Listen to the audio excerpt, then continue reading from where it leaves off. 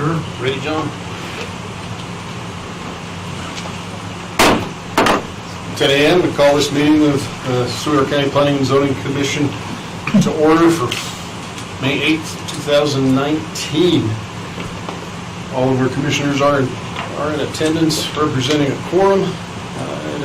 Everybody's had a chance to look at the minutes from our last meeting. I'd entertain a motion to accept. Oh, let's do staff report first. Entertain a motion to accept the staff report. Mr. Chairman, I'd like to make a motion to accept the staff report into the record. I have a motion and a second. A second. Have a motion second. Is there any discussion? All in favor, please say aye. Aye. Any opposed? Motion carried. Now, on to the minutes for the April 10th, 2019 meeting. Has everybody had a chance to review those? I'll entertain a motion accepting them. Well, Mr. Chairman, I'd like to make a motion to accept the minutes as published. Do I have a second? I'll second. Any discussion? All in favor indicate by saying aye. Aye. Any opposed? Motion carries. Eric, I'd like to review our board actions. Yeah, so these board actions were actually heard yesterday. Back-to-back hearings don't happen often, but they did yesterday. So Mountain States Pressure Services, 17,000 gallons of combustible liquid was voted approval, 4-0. And the John B. Doak final plat approval for the Doak subdivision was also approved, Mr. Chairman. That's all I have. Next order of business is the public hearings. Before we get into that, I just wanted to make note, we lost one of our commissioners, Sweetwater County Commissioners last week, and anybody who ever worked with Don knew that he was an amazing person. And Sweetwater County will forever feel his loss. On to public hearings. Our first public hearing is for Randy Lauder and Lane Fillingham, a subdivision variance for the minimum lot size for Ranch View Estates. Thank you, Mr. Chairman. There's the application. I'll have to recuse myself on this. Okay, Randy's going to recuse himself. That leaves four of us here still representing the quorum. Is the applicants in the room? Come on up in case we have some questions for you.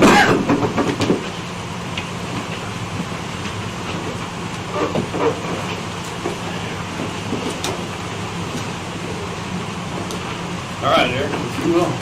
Okay, thank you, Mr. Chairman. So, Randy Lauder and Lane Fillingham are the applicants. The legal description is 122.733 acres, but the variance that we're seeking is just for the Phase 1 portion of the subdivision, which I'll show you a map of that. Location, north of the interstate, covered wagon exit, off Danslin Road, west of the Green River Golf Course. And the zoning is R1, which we changed not too long ago. The infrastructure will be septic system. They'll be on the Jamestown Rio Vista Water and Sewer, which they provide water. The Sweetwater County Fire Ward and the Green River Fire. Green River Fire would be the first responder to it, and then Fire Warden would follow up with that. Rocky Mountain Power, Dominion Energy Gas, and it's off the Danslin Ranch Road.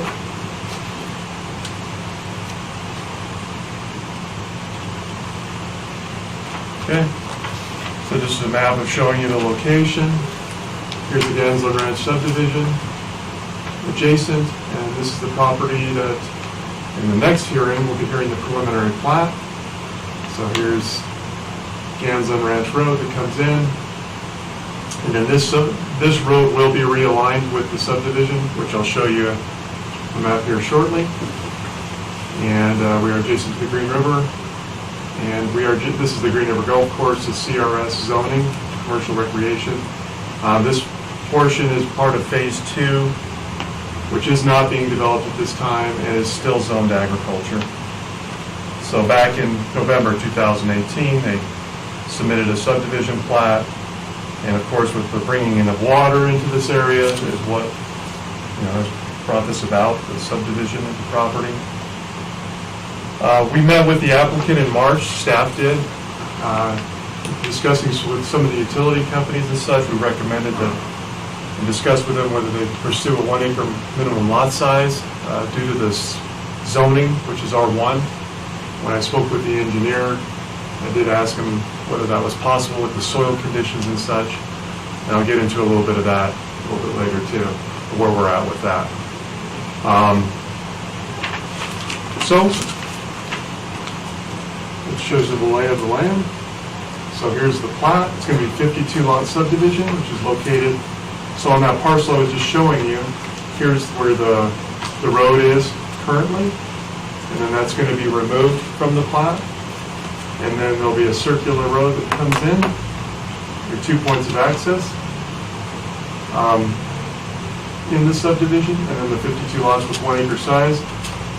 When we talked with the applicant, with the engineer, we did ask that these remain above 1 acre because they are adjacent to the river, and the issues obviously with putting a septic system that close and having enough property. So those are not, those are above, I believe they're around 3 acres, these lots right here. So so the water will be brought in, circulate through there, there'll be fire hydrants brought in, and that's the layout. This is all of phase 2. 3, which I don't know the timeline on that, but that hasn't even gone through the zoning process yet, so that's phases 2 and 3, 2 up here. Those are all above 2 acres and above. And then the remainder of the property is going to remain just agriculture. So they're not developing the entire property even after phase 2 and 3 are being proposed.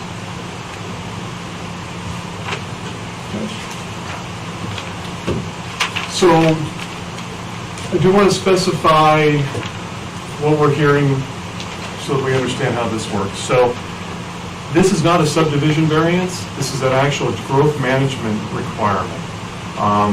In our zoning regulations, we actually allow 1 acre lots on if you have public water or sewer, you can have 1 acre lots.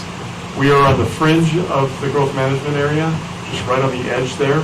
Actually, the boundary goes around Hansen Ranch. So that's why we're seeking a GMA variance. And there's a table that requires if you need both public water and sewer to go under 2 acres. So that's what we're hearing first, and then in the second hearing, we'll hear the preliminary plat. Just so you know, the Planning and Zoning Commission actually approved the preliminary plat. That will not go before the Board of County Commissioners. What will go before the Commissioners is the variance. Because the Commissioners are the only ones that can you can recommend the variance, but the Commissioners are the ultimate ones that have to approve the variance, just so you know. Any questions on that? Any questions on that? No.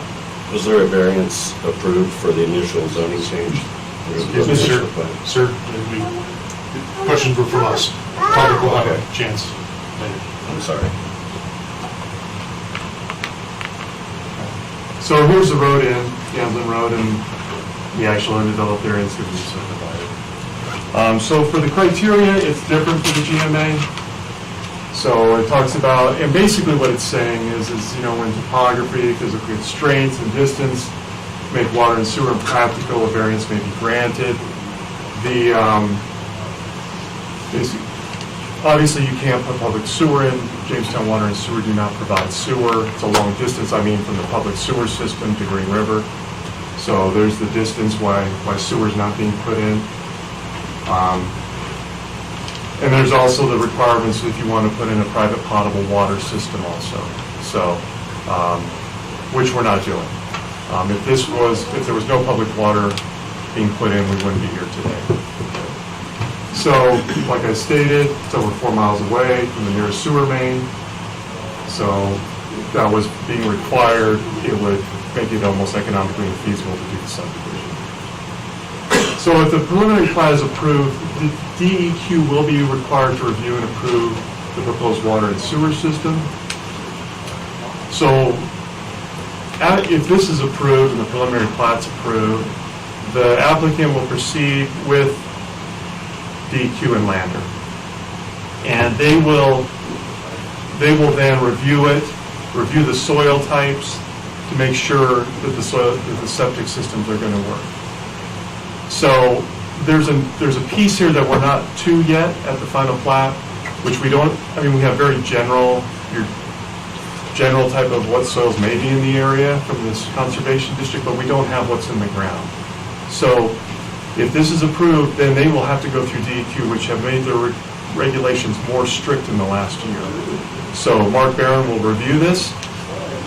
The water table's too high, and there's other environmental factors that may create issues with how many lots are going to be out there. But we don't know that yet until DEQ approval. So that's why staff is recommending as a condition, and it's required by state law that they have to get DEQ approval for this variance. Okay? We did receive concerns from the adjacent property owner, as you've seen, concerns of the variances, the smaller lots, failing septic systems in the area. I did talk to environmental health. There was a septic system in Gansland Ranch that did fail, and they had to go back in and redesign it, and that's all the information I have. So as far as my knowledge, there was one system out there that did fail. I don't know the specifics on it, but it did. YDOT had no comment, and staff recommends approval with the following conditions. It's contingent upon DEQ approval, and this variance is only for phase 1 of the Ranch View Estates subdivision. That's all I have, Mr. Chairman. Would you like to add anything to the presentation? Commissioners, do you have any questions? Comments? I got one, Mr. Chairman. Eric, DEQ testing, is that just a general for the subdivision or for each lot? It's whatever Mark Barron's going to require. We don't, the county does not have jurisdiction on subdivision, septic systems, or the water. So that's going to be their call on that. So that's the way the regulations are written, so.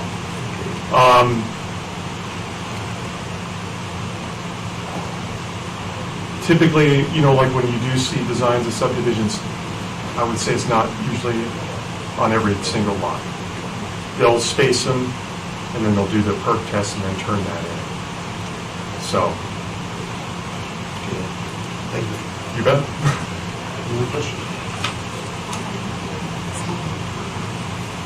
All right, we're going to open this up to the public comment section of this hearing.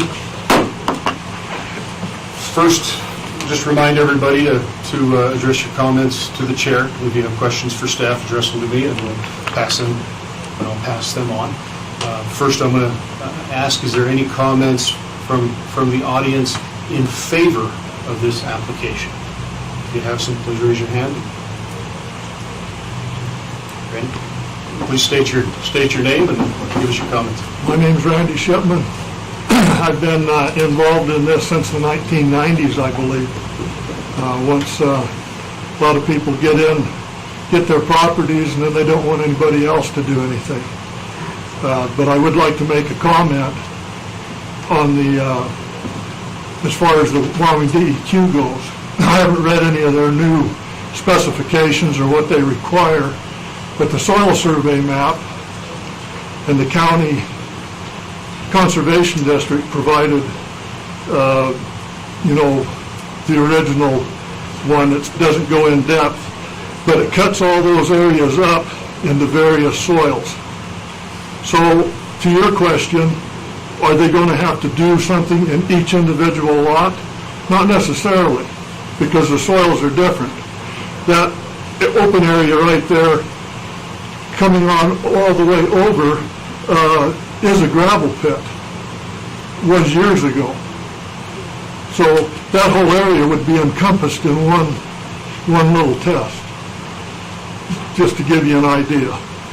I think there are 3 different areas in that subdivision, and each area could be done differently. They've got where bedrock is well below 88 inches on the soil survey. So I just wanted to clarify that. But I would be in favor of that. Any development in the state of Wyoming could generally be looked at as good development. Nobody wants to be taxed We're losing industry. I've got the new revenue reports from the state of Wyoming, and they cover quite a bit of stuff of what's happening and what's happening in the future. So with 74% of the properties in Sweetwater County owned by the federal government and the state, we need developments to keep our communities growing. Thank you, Mr. Chairman. Thank you. Is there any other comments from the audience in favor of this application? Hearing none, I'll ask, are there any comments from the audience opposed to this application? Yes, sir. Please state your name and... My name's Glenn King. I live at 8 Ganson Drive. Okay. First of all, the notification I have concerns about, because I happened to hear from Andy, a neighbor, about a week or so ago. There was a sign posted out at the property. Initially, it at some point changed, and we weren't notified that, we replace signs in Wyoming a lot because of weather and that kind of thing. I read the first one, I didn't read the second one. I don't think there's much opposition on my part, at least, with the original plan with 2-acre lots. Our biggest concern out there, or mine, is property value, and that whatever happens there be consistent with what's already there. And my understanding is there aren't any covenants. Is that true? I'm asking. Covenants are a private issue. They have nothing to do with the planning and zoning. So we don't look at covenants at all with a subdivision, because that is a civil issue, not part of our process. That's a big concern. I think there'd be a lot more support if there were some covenants consistent with the neighborhood, just for folks' information. Another concern that I have is the water line itself. When it came out to that area, it was prior to any zoning change. Why was a public water line and public funds used to run a water system out to an agricultural area?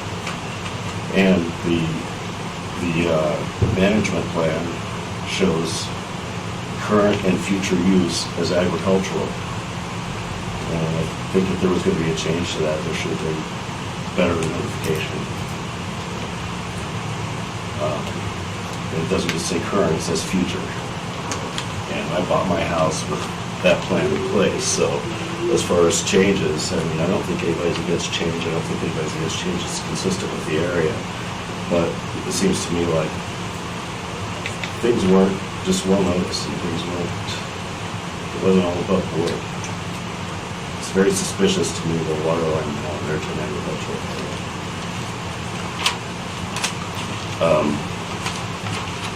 Also, the management plan says 2 acres, and 2 acres there, that area really makes sense to me. So I don't see the need. Is there a hardship? What's the need to go from 2 acres to 1 acre? That was in the management plan. I guess those are my biggest concerns. I have a letter on this as well that outlines a lot. Thank you, sir. Is there any other comments in opposition to this application? Please give your name. My name's Andy Pleasant. I'm an adjacent property owner to the subdivision out here.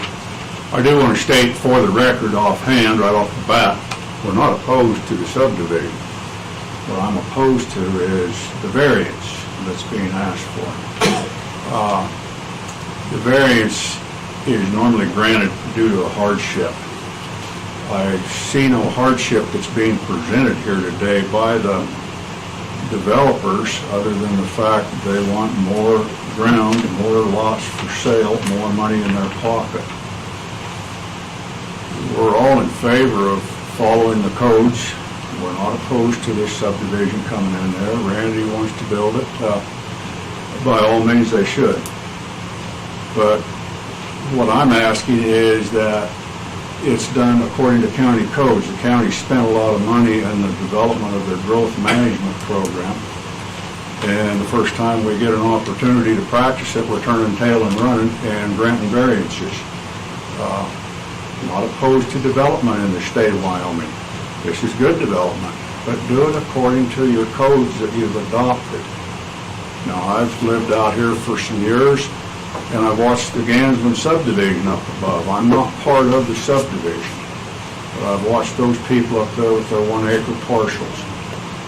As their septic system fails, 1 acre of ground seems like a lot of ground. But as their septic systems have failed up above, they now have to go find a new place to put their septic system. You can't put it on your neighbor's ground. You can't put it right on the property line. You gotta have room. And with 1 acre of ground, by the time they go out here, they build their house right in the middle of their lot. And then you have to take out that area around your lot you're not allowed to put your leach field in or your septic tank. There's not really a lot of ground left. Then when you put their detached garage there, they really are getting hindered. Then comes this 2 acre subdivision or plat. Then they have enough room for down the road in the future. So as you're considering this variance, you need to think about the people in the future too. What are you saddling them with? You're trying to get somebody else out of a financial hardship where they just want to make more money, but you're saddling somebody else with an additional hardship. I've floated the river a little bit in my past. I come down the river, I come down along through Jamestown there. If you've ever done that, stop and start smelling. You can smell those leach fields leaching down towards the river. Up there, you've got them crammed in there as tight as you can get them. You're going to start creating the same thing up here with this 1 acre variance. You're going to have a lot of septic systems in there in a tight location. I also feel that by granting the variance, you're setting yourself up for a precedence within Sweetwater County and the growth management program for anybody else that wants to come in. You granted it out here, you've got to grant it over here. They're not showing a true hardship for why this variance needs to be in place. They also have hundreds of acres there beside them. So it's not a limit of land. They have more land that's available to them. Go use it. That's what most generally would be told people when they're asking for a variance. If you have more land and you need more land, go use your own land. But why do I need to make it smaller and go against all the codes and regulations that we have in place? So that's some of that on the variance that I have there. Also on the variance, as for fire codes that are out there, there's an international fire code that says a minimum of 30 structures on a dead-end road. Granted, the subdivision does have a loop road the way it's drawn there. What about taking into effect the people that are already further on down the road? There's 13 more additional structures on down the road that are dead-ended. There is no second access out of there. Everybody looks at that Gansman subdivision and they see that road that goes to the west. That is not a road. The Gansman subdivision is the one road coming in there that the developer is asking you to vacate and make everybody else go around. Now you're changing the county deeded roads for a developer so they can have more lots to boot at the expense of the people that are already there. We have farm equipment bring in semis to get down in there. I'm now turning around 120-degree corners through a subdivision to get down in there. We were there before this development come along. All we're asking is we keep our maintained road of traffic too. But in your review of this, by going to your 1 acre parcels down there, you're putting a lot more homes down in there, which again starts going against the fire code. Pretty quick I have to start asking myself, why are we doing all these changes versus build a code? As a builder in this community, we're required to build a code. I have to answer to the county, I have to answer to the city. They say build a code and we don't have a problem. So once again, all we're asking for is build the code. A lot of time and effort's been spent on a growth management program. This is squarely in the middle of the growth management area. It's not on the fringes or outside. It's dead center of a 2-mile range from the interstate. It's dead center of it. So I really asked you to consider a lot of this stuff because it is setting up a precedence for down the road. Phase 2 subdivision, they've got it drawn here at 1 acre parcel or 2 acre parcels right now. That can always change. All you gotta do is come back in with the new drawing or new map showing 1 acre. Because you granted it down below, you gotta grant it up above. So I'd ask you to really consider these items and issues before you vote on that variance and approve or send it to the commissioners for approval. I think you're going to be creating more hardships. That being an old gravel pit down there, I don't know. When I go by old gravel pits, they hold a lot of water because you're down on the shale rock. And shale rock doesn't perk water out, it runs. Well, you're right above the river. Guess where it's going to run to? Downhill to the river. So once again, we're being real excited to make this subdivision happen. I'm encouraged for the growth in Sweetwater County, but do it in a proper manner. Let's not make ourselves more of a problem that 30, 40 years down the road from now, when none of us are here, our kids are here though, they're dealing with the problem. So please think of that as you get into your consideration of this variance here. And other issues on the subdivision, I guess we'll cross over later if we get into it. The first one's the variance, correct? Right. Okay. Thank you, Mr. Pleasant. Are there any other comments in opposition to this application? Hearing none, I will ask, are there any comments in general concerning this application? Mr. Chairman. Please. My name is Randy Lauder, and I'm one of the property owners on this.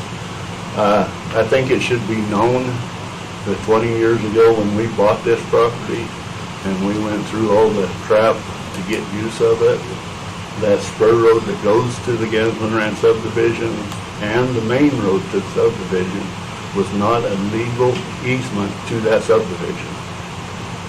We gave that road to the county to get use of our land. The original platted road went right through the middle of the golf course to that subdivision. When we did that spur road, it was in the agreement that if we developed there, that we could change that road to meet the subdivision standards.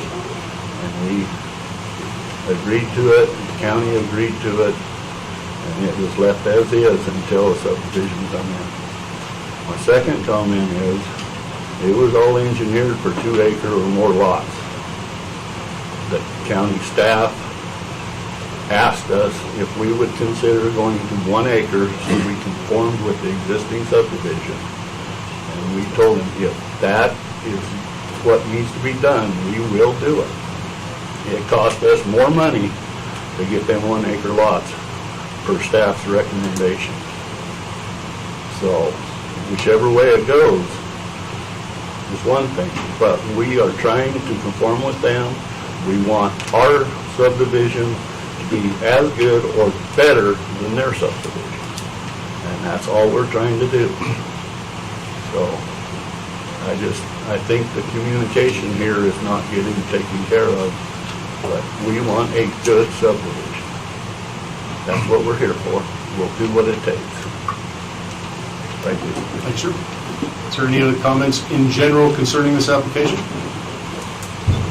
I'm Daniel Kennedy with JFC Engineers and Surveyors, just addressing one of the comments about the filling leach fields. When you permit a septic system through the DEQ, they require that a replacement area be indicated.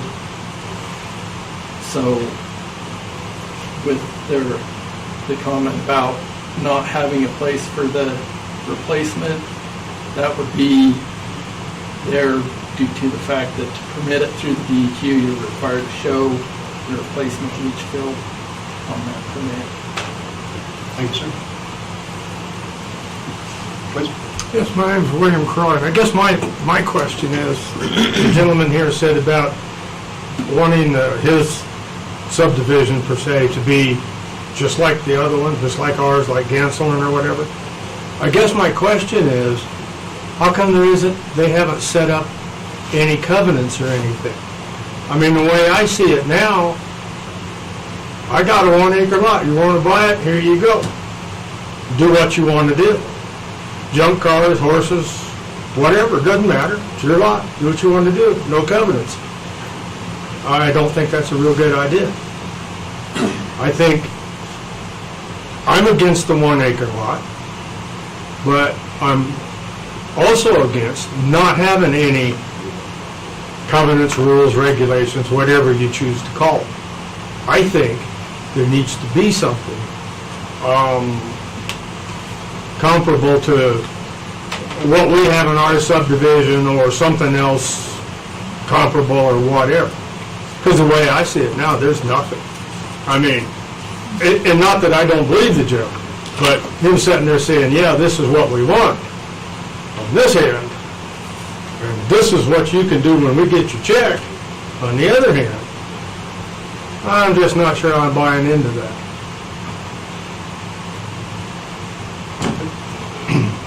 Are there any other comments in general concerning this application? I'm going to turn it back to you. Is there something to say?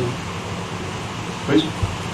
I wanted to just state one more thing on the road issues and stuff up through there, but I wasn't around back when the county had their differences with Randy out here on the development of the roads and et cetera there. I do know that this was quite an extensive legal battle, and there were settlements in it. So if there were settlements in it, they've been compensated for their road. But when I look at the county maps and ownership of these, this is a deeded county road.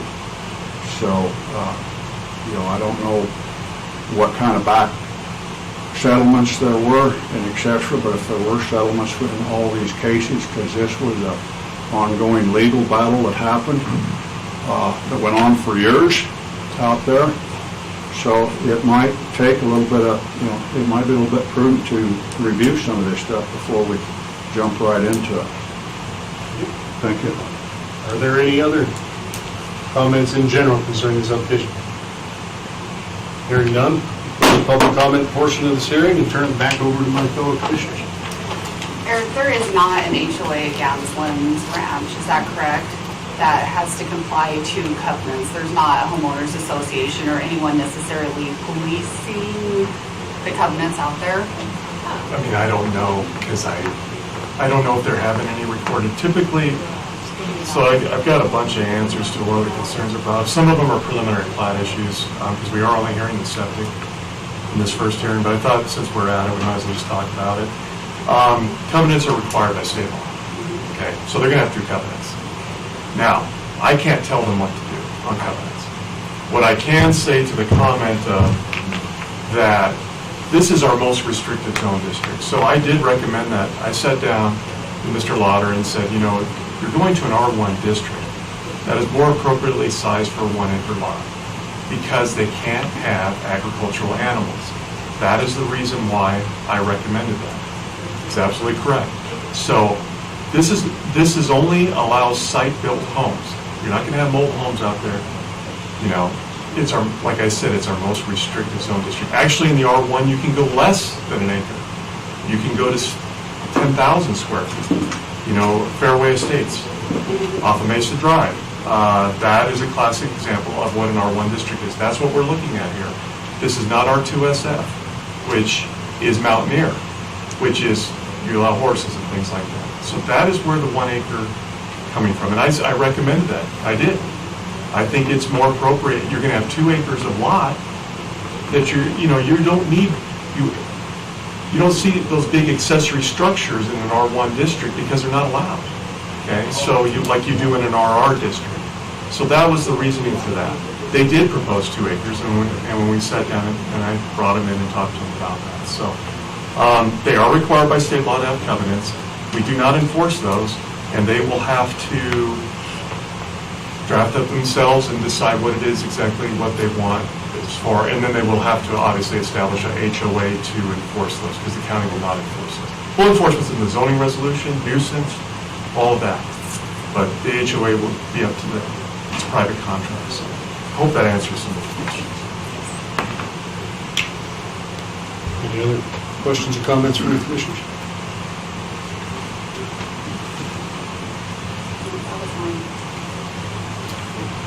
entertain a motion.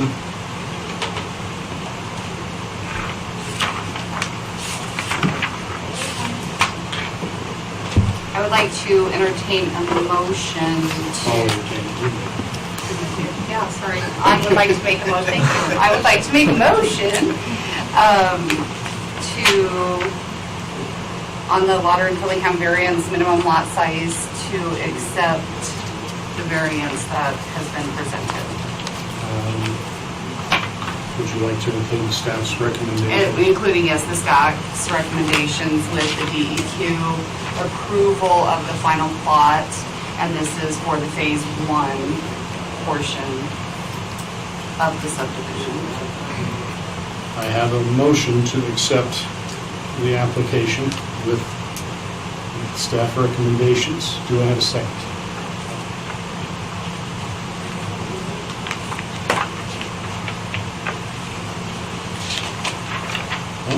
Hearing no second, give it one more chance. Is there a second?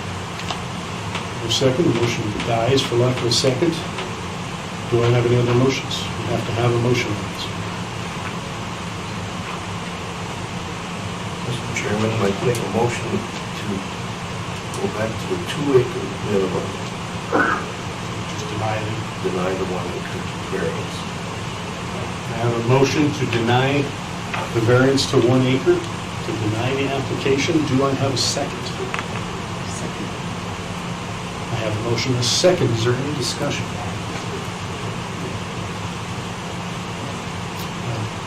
John, since we're motioning to deny, how many votes do we need for that to carry forward? So 3 for the motion to deny. Mr. Chairman, if I may, Mr. DeLeon does not know this. On the Planning and Zoning Commission, a majority has to vote. If we had 3 here, it would have to be 3-0.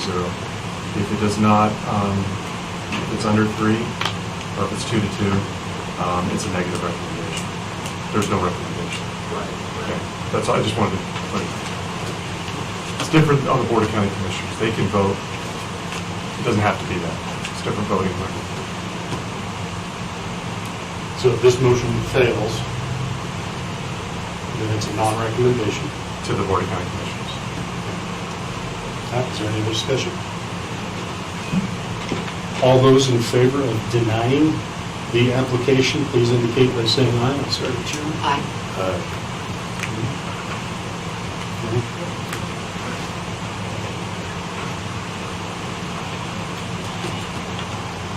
Nay. That gives us a 2-2 failure of this motion to deny. That gives us no motion to give to the county commissioners at this time. That's correct. It still goes before the Board of County Commissioners if the applicant chooses to do that. This next hearing is a preliminary plat. I'm just going to bring this up to the applicant. They have a preliminary plat that has 2-acre lots on it. If that's, I guess we can weigh the option here. John, I don't want to put them on the spot either, and they can think about this, because the hearing's not till the 21st. So I don't want to put them on the spot if it's a decision they want to sit back and they have time to think about that. So the variance moves forward no matter what, okay? So we don't know how the board's going to vote. The preliminary plat is actually only requires P&Z approval. So I got a feeling I know how it's going to go voting-wise on the preliminary plat if it went this way on the minimum lot size. My recommendation would either we table the preliminary plat so we don't hear it, so we can find out what the commissioners ultimately do, or we do have a preliminary plat with 2-acre lot sizes on it. So, What's your thought?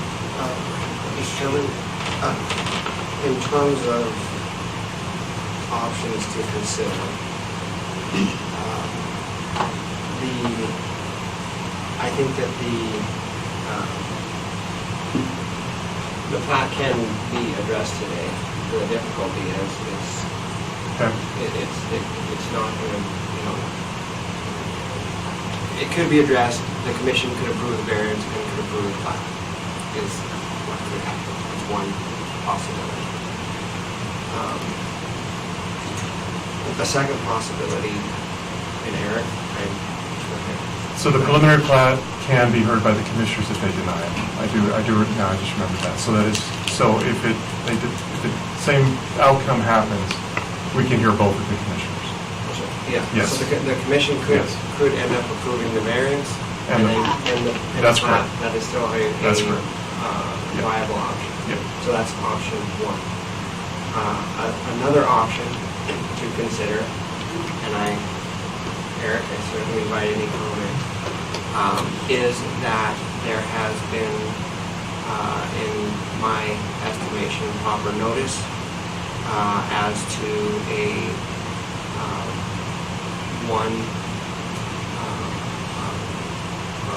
smaller sizes. Therefore, notice has been given for larger sizes. Yes, it is. Okay, and so approval could be sought today for the plat for smaller sizes and larger sizes is another consideration. So it is also possible that on the 21st, the variance could be denied by the commission and potentially the plat could be approved for a larger size lots. The difficulty with that idea is that it's not actually described that way on the plat. So there has been proper notice, but the plat itself doesn't show larger lot sizes. So that's the difficulty with moving forward. It might be prudent, if that were the case, to, even though notice is proper, and we could approve the larger lot sizes on the 21st, it might be prudent to redraw the plat itself with the larger lot sizes. So that would be up to the parties to determine if they want to move forward, see what the commission addresses it, knowing it is 2-2, that close. It is still very possible if there's a third, it's going to pass. Very possible that the commission would agree with the two in favor. So I do think that it's a valuable consideration to continue forward with that. Mr. Butterly, Mr. Chairman, can we have a moment with staff and our engineers? Yeah. And see which I think so. direction we want to go? It should be very minimal. Everybody okay with the 15-minute recess till noon, we'll reconvene at noon? 11. All right, we're taking a 16-minute recess until 11 a.m. 11 o'clock, we're going to come back into session. I don't think I officially closed public hearing number 1, so I would do that. Okay. Close public hearing number 1 and open public hearing number 2. Staff and the applicants have had some discussion. Let us know what your thoughts are. Okay, so good discussion downstairs. So just so we're clear, the first hearing, we don't have a recommendation, so it's not negative, no positive. Okay, so that's we'll go before the Board of County Commissioners. The applicant submitted 2 preliminary plats, and that's, so today, our thoughts are, and we've discussed it with the applicant, is we're going to present both preliminary plats, okay? And one of them will have 2 acres, one of them will have the 1 acre. The one with the 2 acre, you can, or 1 acre, however you choose, you can make decisions on both of them. We can make a decision on the one with the 1 acre, and that'll proceed with the variance to the Board of County Commissioners for their decision. Today, you could also make a motion and approve the preliminary plat and then on the 2 acre. That way, if it does not go through at the Board of County Commissioners, they can fall back on the 2 acre preliminary plat and then can move on to final plat. Does that make sense at all? So when we come to the point, I'm going to show you both plats. We'll need 2 different kinds of motions, however you want to It will have to be two different. So do we want to split this into hearing 2A and 2B and take them separately? Or just all as one? I don't know. It certainly is your choice, Mr. Chairman. I think that it does make sense to deal with the issues individually. It doesn't make sense. You always want to, any motion should address one issue. It's best to have it address one issue.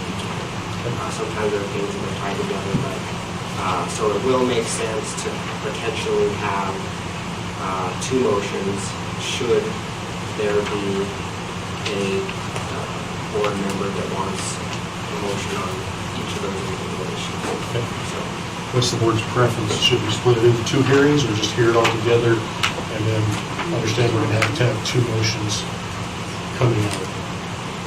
If we split it into two, we'll have to have two separate.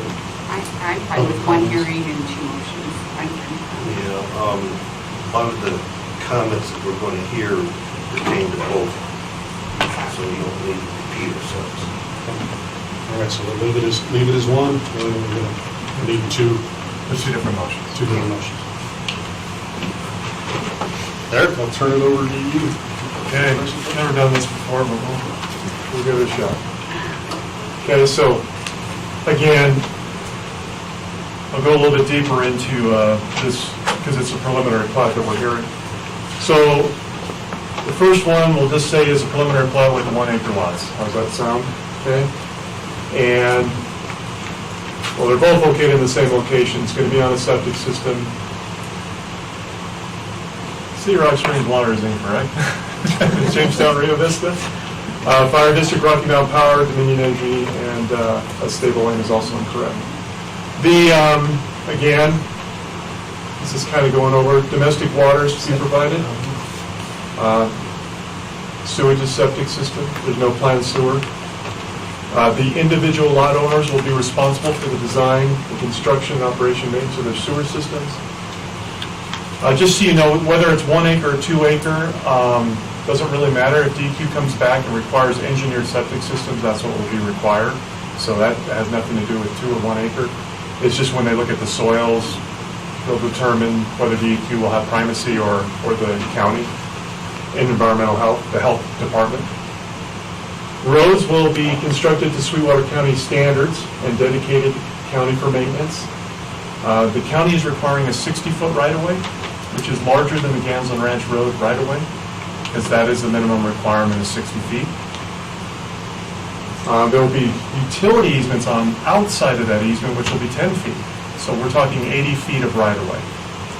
Okay. Because it's in the growth management area.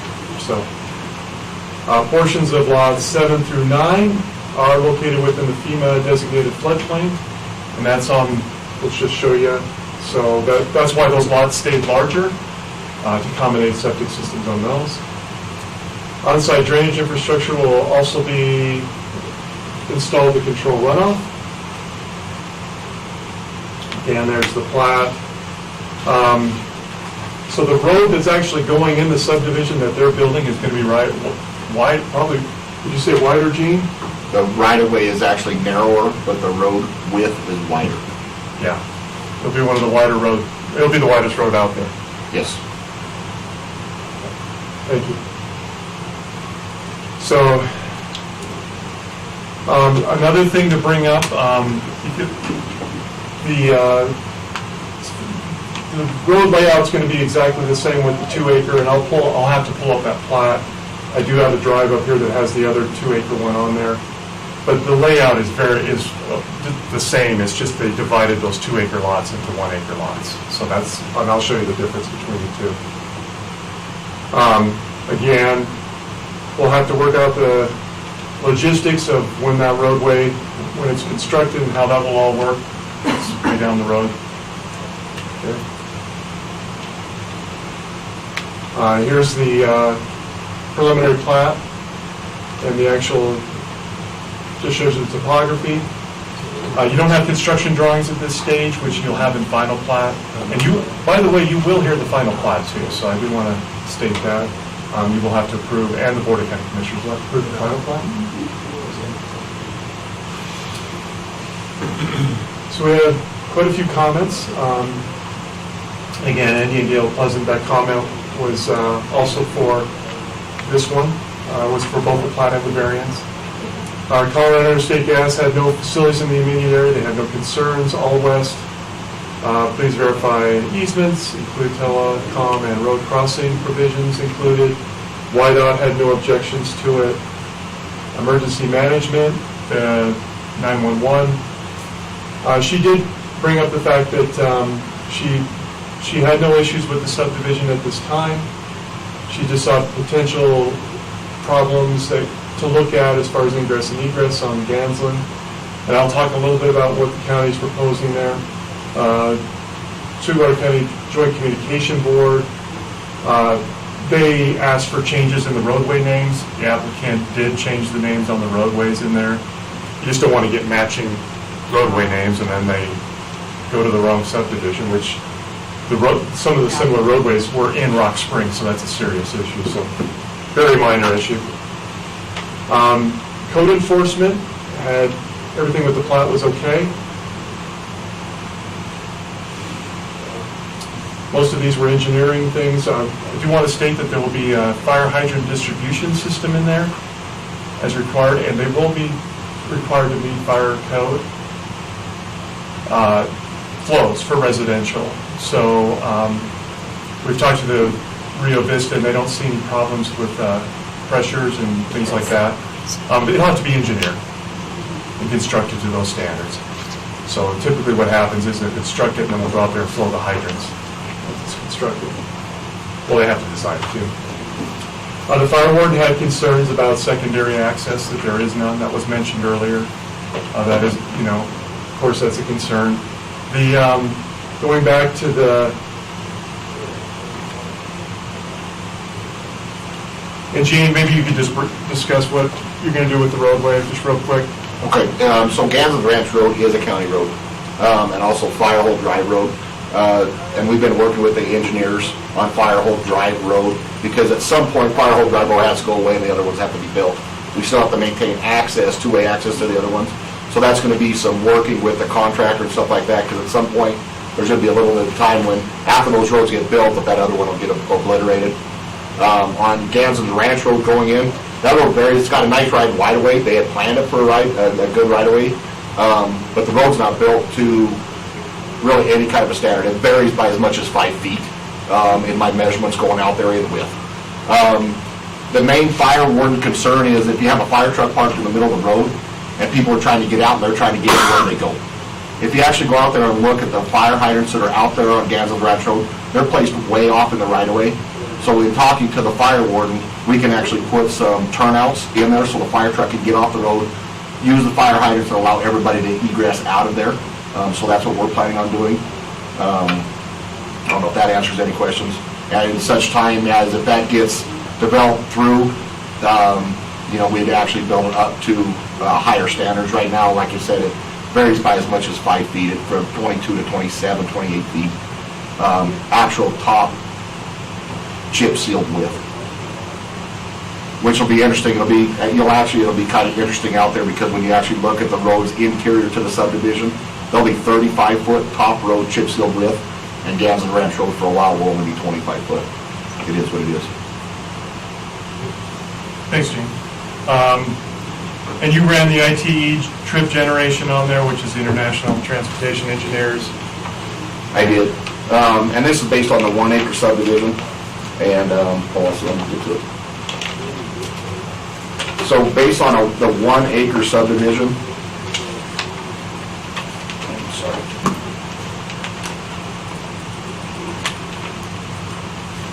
what you have based on 1 acre is you actually have a weekday average rate of 9.44 trips per house or per lot per day. Based on 57 dwelling units, that's 269 entries and 269 exits, because they assume that you're going in there.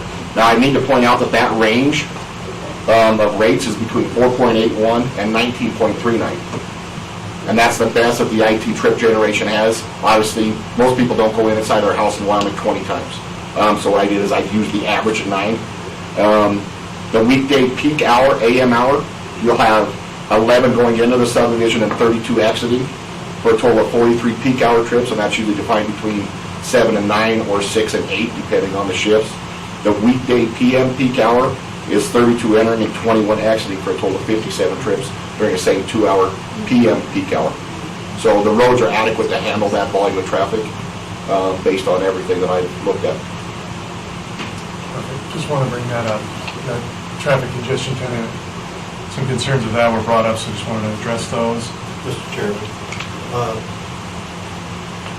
did you include Gazeland Ranch into that traffic count?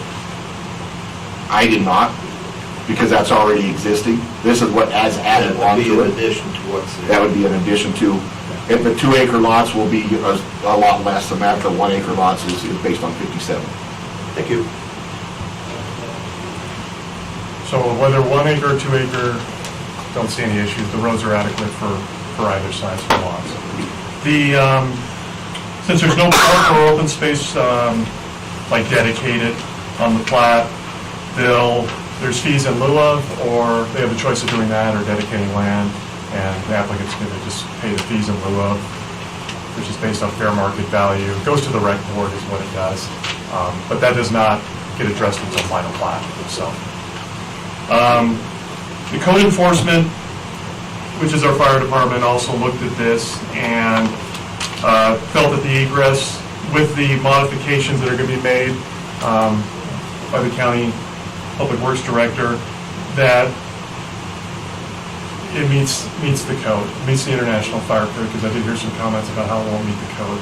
There is a modification clause in the fire code that the fire official can utilize, and he is utilizing that on the egress. And so with those turnouts in there, he is using that modification clause. Jim's not here today, but I did want to bring that up to you. Okay. If you have a moment, I can pull up the preliminary plat with the 2-acre lots, just so everyone sees it, so that.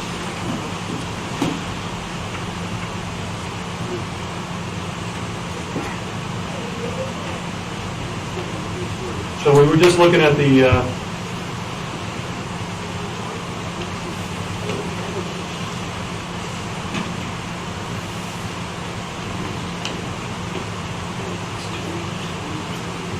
so obviously a big difference here. This is the 2-acre lots. I believe it's 15 lots, is that what 15 lots. So we went from 52 to 15. 27. 27, sorry. Okay, that makes sense. How can that be? Okay. So the 2-acre lots was zoned as R1 also? Yeah. Withhold your comments from the audience until the public sorry. comment. Okay, so, anyway, that's what I have, Mr. Chairman. Any questions? I'm here for any questions. Okay, if folks have anything you want to add to that?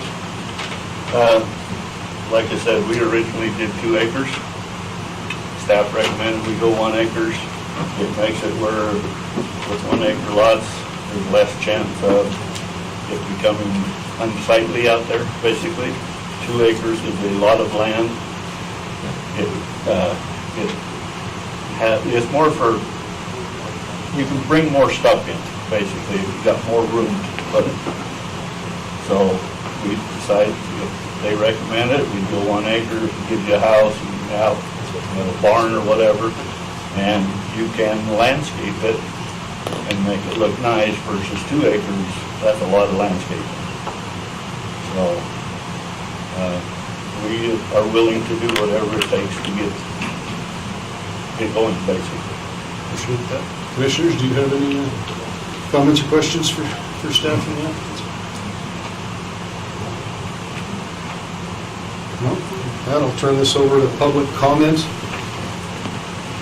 Keep in mind that we're discussing 2 possible preliminary plats, one of a 1 acre minimum and one of a 2 acre minimum. So keep that in mind as you make comments.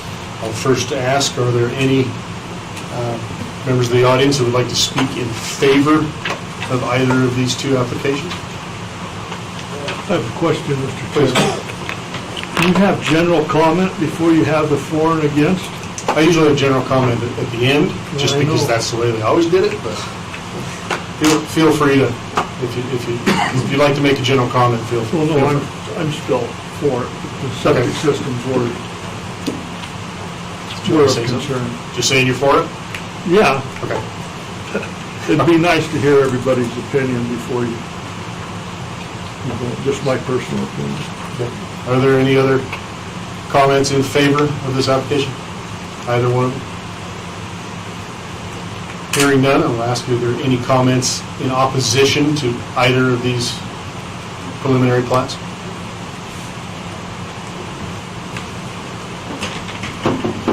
Yeah, Andy Pleasant again. My basic opposition to the 2-acre plat is, once again, I question how we're going through without notification of the 2-acre subdivision plat, but I guess you guys have got a way to work around that versus proper notification of it. Secondly, I am still opposed to that road being moved. That road was originally eased through easements entitled over to Helen Gansman, at the Gansman Ranch, which currently I own. Then from there, it was turned over to the county.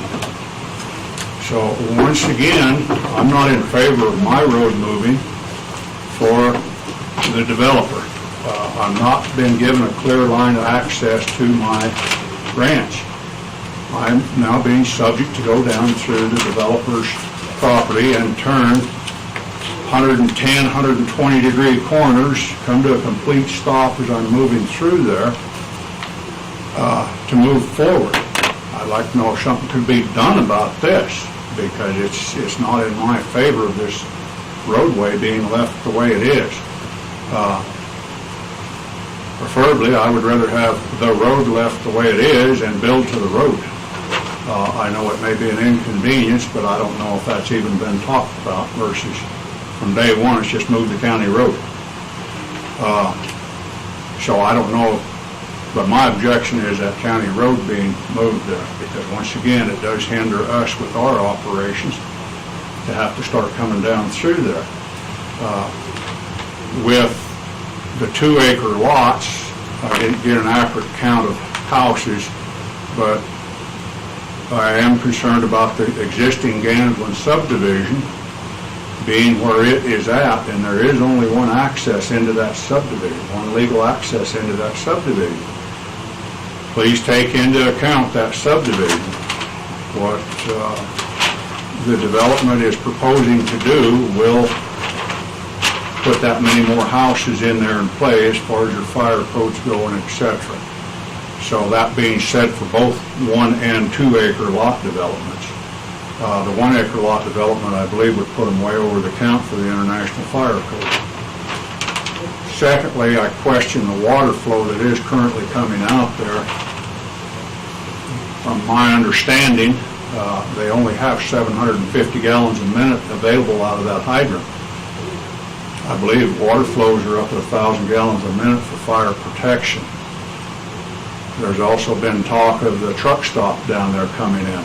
We're putting a lot of demand on this water line that's going out here to feed this one subdivision that's on a dead-end line. It's over 2 miles from the nearest loop back into the system. So it is a dead-end line out there, so anybody else upstream of this subdivision, or the truck stop, et cetera, starts using water, their water flow starts getting cut drastically. So I don't know if there's been provisions brought in there for that, both on 1-acre and 2-acre parcels. That should be looked at very seriously there as they go forward as far as fire protection goes out there in that county. And once again, as it was brought up, Gene had brought it up with the turnouts for the fire hydrants. That would be great, because that is a dead-end road. Access is limited. So that needs to be kept in consideration. But that Gansman subdivision up there is trapped on the one end. They don't get out. So as you are looking at this subdivision here, I think the issues need to be addressed also in that subdivision up there, because you're putting them that much further deeper in there where they can't get out on this loop road for two accesses. And granted, they're building their subdivision to code, but by building it to code, it put another one in jeopardy. So please consider that as you're doing that on this plat division here. Maybe something can be done accordingly that way.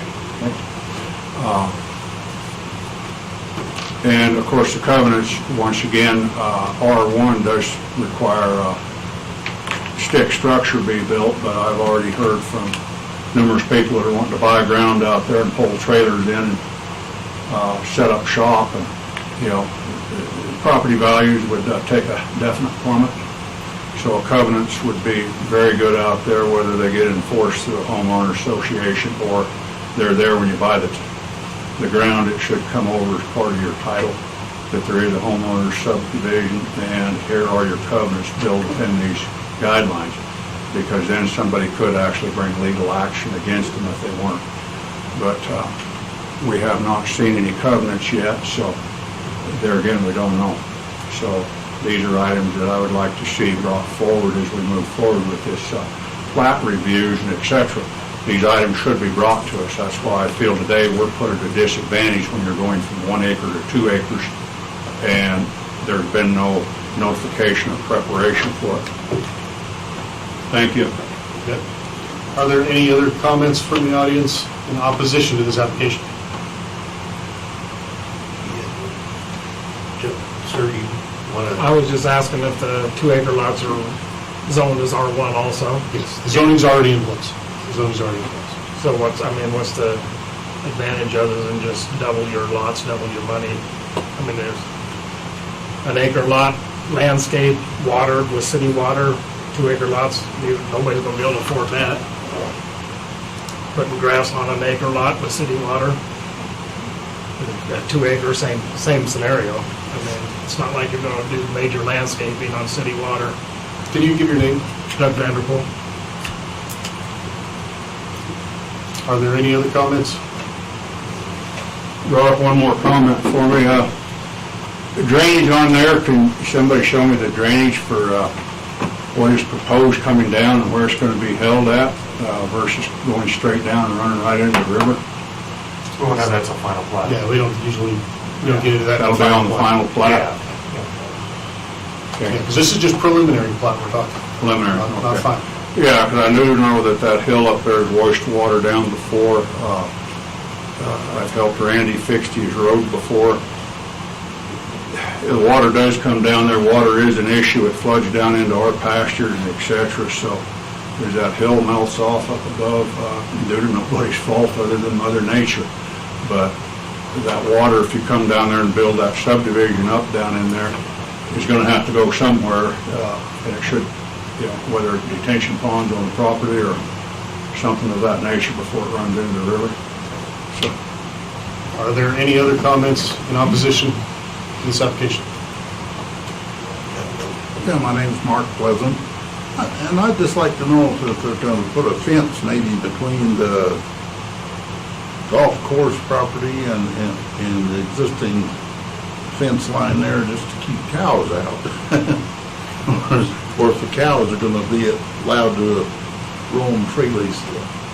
Well, this is R1, so the people who live there can't have cows. And Wyoming is a fence-out state, so that's up to each individual property owner to make those decisions. I just want right next to the golf course and everything, that's just something that comes to mind. It happens every year, several times. They get in on all the lots and trample sprinklers and rub up to the side of your house and smash rain gutters. And We are a fence-out state. Individual property owners are responsible for keeping agriculture out. Are there any other comments in opposition to this? Hearing none, I'll ask, are there any comments just in general about this application? Mr. Chairman, I'd like to make one comment. Andy is talking about access in and out of their place. The road is still going to be there next to his property. It is going to come out. There will be actually 2 more roads to get out of that area. than what is existing right now. That all connects, so whether you go down the Gansden Ranch Road and go down the road in their subdivision, you're still gonna come out at that east end onto the roads that we will be building. Yes, there's gotta be some stop signs. The traffic out there is bad on that spur road anyway. There's been several occasions when the bus driver makes his loop through that subdivision and think he has the right of way to get on that main road. There's no yield sign, nothing, and they just make their way. Same thing with the residents. They just make their way. There's no yield, no stop, and that needs to be addressed. Ma'am? I have a question. My name's Oh, as you say, state your name, please. Susie Hermanson. Will the road to the west of the neighborhood, will that be closed off? So as it is now, you come down the road and you can go into the subdivision on the west end, Right there. or take the spur and go to the east end. This one. No. No. To the west. West. To the west. See where the 2-acre lots start? Yep. Okay, now go to the left. Right Now there. that road that goes up. That's phase 2, that's not being built. No, No. that road is there. The road is currently there. That road is on private property. It's on Andy Pleasant's property. Oh, sorry. Okay, so, right? Okay, now go to the left. No, go to the main road. Now go straight up. Yeah. That road right there. It's not being touched. It's not being touched. Well, because my understanding was is you were closing off Gansden subdivision. No, we're not. No. We're not changing anything to be able to get access in and out, just like you are right now. That's not changing, no. I think if I understand right, that spur that comes off the main road isn't a public road. That's privately owned by Mr. Pleasant. No. No. That is It's a county road. It's carrying straight above the main road, over on the left. Over on the left, no, that is actually a 30-foot easement, and I have not researched the easement, I don't know what it says. So there's an easement there, but there's not. There's a road. But I don't know if it's Andy Pleasant's and he has sole access to it, or if he's given other people access to it. I haven't read it, so I don't know. In our title, on our property up there, there's a 30-foot easement that was granted to Leo Sand and Gravel for their operation only until such time as they ceased operation up there. Then there is no more easement in there. There's a 10-foot easement, I think you'll find, or 15-foot for a telephone line that goes up there. But there's currently no roadway, there's no easement for anything there. The subdivision's been driving through there. We've had gravel trucks running in and out of that operation up through there. But on a technical nature, to answer your question, Susie, if I'm not out of line, that road could be shut off or blocked off or barricaded. So that's why I say that is a dead end. Gansden is a dead end subdivision in there. So I asked you to consider that when you're considering all this other plat, because Randy will be butting up to them. You're going to have to count the houses in there and also the Gansden subdivision, because they are getting trapped in there deeper as we go. So this might be an issue that's got to be resolved either with the county or something of that nature as this subdivision goes forward. That's not your responsibility. I'm just making people aware of it now so that you're not considering that Gansden subdivision as a loop subdivision in there when you look at your fire codes. Any other comments in general? Gene? So in order to understand this, the county would not shut that road off. That would be Mr. Pleasant at his because he owns that easement. All right, any other comments? Hearing none, close the public comments portion of this hearing. Turn it over to commissioners. I want to jump in first. Gene, is there precedence for moving roads during the subdivision process? No, because usually they aren't built diagonally across somebody's property. We try to, when we design roads now, we try to look at how they're going to be developed and what the best answer is for the lot owner, and usually get with them and say, hey, if you guys develop this, what's reasonable for you guys? There hasn't been any in my recent memory. There has been some widening and realignment of roads as part of the subdivision process, but that's more in the cities. But out in the county, there hasn't not been because mostly it's been vacant land.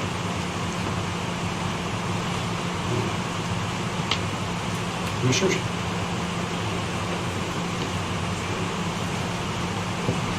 Have any additional questions? I would entertain a motion concerning the preliminary plat with a 1 acre minimum as presented. I would like to make a motion to approve the 1 acre lots of the preliminary plat. Do I have any seconds? Now, you know, if we voted on this one and it came 2-2 or failed, it would be the same as if we went the other one. Don't necessarily have to let this one die. Second doesn't mean you necessarily approve. One more chance. Motion dies for lack of a second. Is there any other motions anybody would like to make concerning preliminary plat for a 1 acre minimum?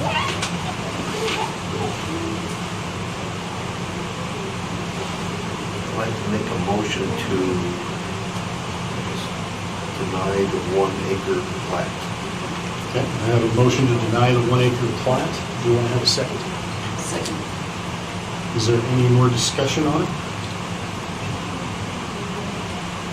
All those in favor of denying the 1 acre plat, please say aye. I'll start with this one. Aye. Nay.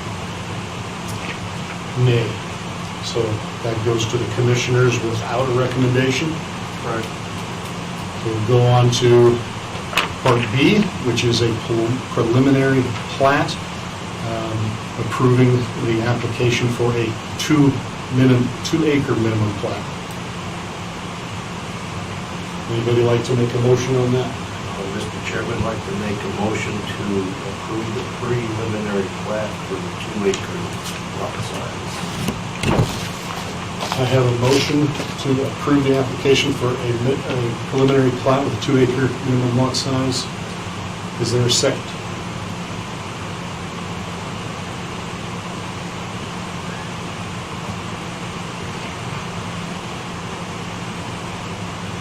No seconds to approve preliminary plat with a 2 acre minimum lot size?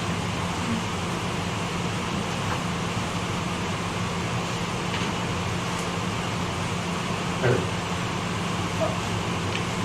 The applicant is asking for this so they have something to fall back on. If this does not, their 2 acre does not get approved, or there's no or doesn't get authorized today, they will have to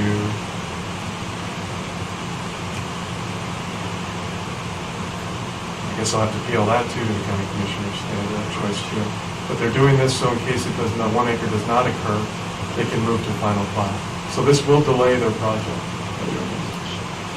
And just to put my 2 cents in, I'm kind of at a loss as to why we wouldn't approve a 2 acre preliminary minimum plat. And 2 acre meets all the requirements of our growth management plan. You still have, the DEQ is still going to have to approve any septics in the 2 acre lot. Solves those issues. I understand the comments on the road, but that's something that the Road and Bridge is going to deal with this first, and we still have to go through a final plat process to approve the thing. I hate to see us just shut down a development in a preliminary phase when it really meets our standards. So we have a motion to approve the 2 acre preliminary plat. I still hope to hear a second. So if we approve the 2 acre plat, is it limiting them to just the 2 acres? I guess that is my hesitation. I don't want it To explain, they have the ability to go to county commissioners And appeal. and appeal our non-recommendation on the variance. and then they can appeal a non-recommendation on the 1 acre. And if they fail both of those appeals, this leaves them an option to pursue a 2 acre. Then I will make a second to approve the 2 acre plot with the recommendations of, going through with the DEQs. Mr. Chairman, It's all in there, so, yeah. Mr. Wilson, it's not required, that condition's not required, they have to meet that anyway, Anyway. on this one. Okay. Okay, so I have a motion and a second to approve the preliminary plat with the 2 acre minimum. Is there any more discussion? Hearing none, I'll ask for any ayes. Aye. Aye. Aye. So you have your approval for that one. Your hearing at the Board of County Commissioners for all 3 of these will be on 5/21. Just 2, Mr. Chairman. Well, Sorry, yeah. well, they can appeal. They can appeal. Yeah, that's They true. can appeal our variance. They can appeal the 1 acre, And the 2 acre. and then they can just pursue the 2 acre if they fail on all 3 of those. So thank you for your time. It was a kind of a contentious. This is in what, May 21st will be the next 8:30 commission. a.m. All right. Okay. That close public hearing number 2. Gene, will you ask Randy to come back in? Yes, I will. Thank you, Commissioners. Thank you. You bet, thank you. This is with four members and a quorum to continue. I know, those chairs.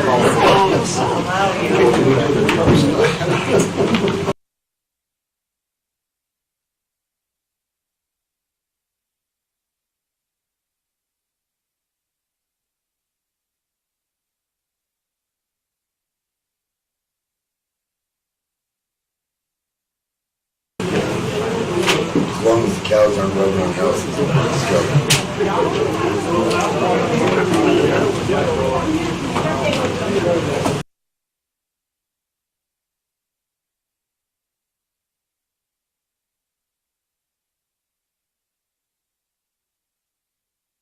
All right, Randy has rejoined us. We're going to open public hearing number 3 for Real Property Holdings and Investments Incorporated, asking for a zone map amendment from MD1 to C. Thank you, Mr. Chairman. So this one should be a little more, it's pretty straightforward. Real Property Holdings and Investment is a property owner. It is an 8.77 acre parcel. I'll show you the location, just west of Green River. It's 1755. Everybody knows where Gorge Rock was? Okay, that's where it is. The current zoning is MD1. It's our least restrictive zone district, no setbacks, allows gravel mining, the heavy stuff, trona mining. So obviously that use is, they've moved. They're off Highway 191, Gorge Rock. And the applicant is pursuing commercial, so we're actually going to a more restrictive zone district, open it up for commercial type uses. The infrastructure, City of Green River Fire responds in that area. Jamestown Rio Vista Water District, it's off of, I think 374 is correct. Rocky Mountain Power, Dominion Energy, Jamestown. Let's look at a map of it. Okay, so here's the City of Green River. We did send them a comment form, they had no comments for it. So here is where it is, zoned MD1. You can see there is a sliver of commercial zoning that it attaches to allow it, to give it the okay for the minimum district size. And we're adjacent to the Green River, and we have commercial type uses here. Even though this is zoned agriculture right here, there's a conditional use on there for heavy industrial type of uses that have been there quite a while that are located right here to the north. So even though that's zoned ag, it's industrial type uses that are. Kind of the Wadsworth, they live here. It's the rural residential. That's that kind of a farm right there to the right as you're pulling down the highway. And the drop structure, it's always been controversial, is located right about here. Anyway, so as you can see, We reviewed this with our comprehensive plan. You know, the key things that we look at, obviously, is it going to meet neighborhood compatibility?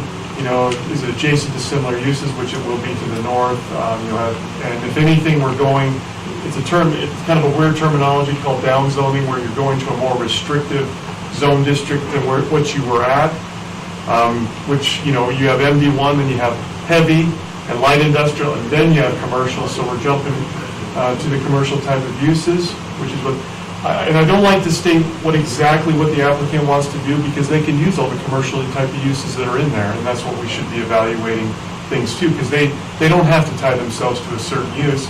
It will be open to all those commercial type of uses there. So staff is very enthusiastic about the zone change, because it will open it up for commercial type development there.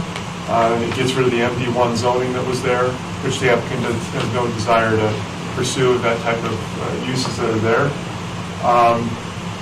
As far as comments, and you know, the topography, it's all been developed, it's flat, so it's ready for commercial type of development. And here, this is the location, so it's that turn in right there.